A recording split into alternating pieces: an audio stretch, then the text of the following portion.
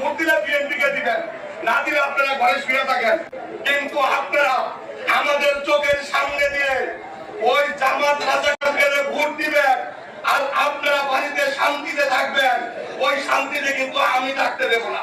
এভাবেই ভোটারদের হুমকি দেন শরীয়তপুর নড়িয়া উপজেলা বিএনপির সাংগঠনিক সম্পাদক মতিউর রহমান সাগর। 13 ডিসেম্বর রাতে নড়িয়ার বাংলাবাজার এলাকায় ত্রয়োদশ সংসদ নির্বাচনের প্রচারণা চালানোর সময় ভোটারদের তিনি বলেন, আপনারা ভোট দিলে বিএনপিকে দেবেন, না দিলে ঘরে শুয়ে থাকেন, কিন্তু আমাদের চোখের সামনে দিয়ে জামাত রাজাকারদের ভোট দেবেন আর আপনারা বাড়িতে শান্তিতে থাকবেন, আমি কিন্তু শান্তিতে থাকতে দেব না। সাগরের এই বক্তব্যের ভিডিও সামাজিক যোগাযোগ মাধ্যমে ছড়িয়ে পড়লে তীব্র সমালোচনার সৃষ্টি হয়।